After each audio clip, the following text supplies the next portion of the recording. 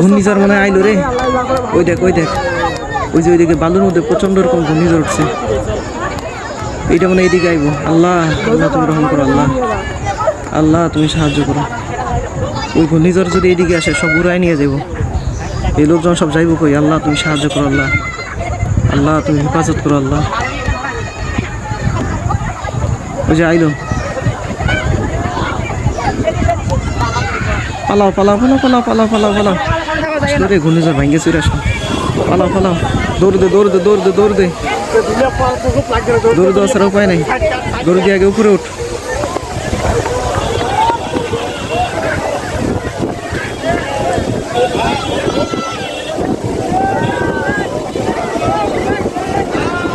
বন্ধুরা দেখতেই পাচ্ছেন এখানে প্রচণ্ড রকম ঘূর্ণিঝড় হচ্ছে। আমরা মূলত এই নদী এলাকায় নৌকা বাইচ খেলা দেখার জন্য আসছিলাম, কিন্তু আসার পর এই মুহূর্তের মধ্যে বালুর মধ্যে প্রচণ্ড রকম ঘূর্ণিঝড় হয় এবং এই ঘূর্ণিঝড়টি অনেক দূর থেকে আমাদের এদিকে এসে আছড়ে পড়ে।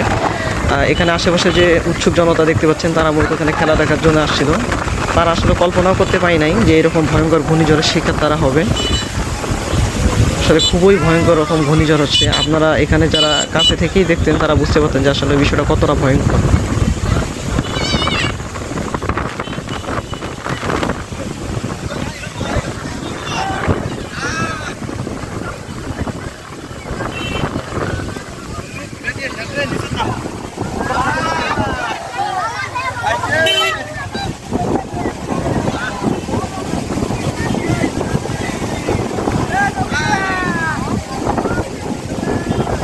Alisa.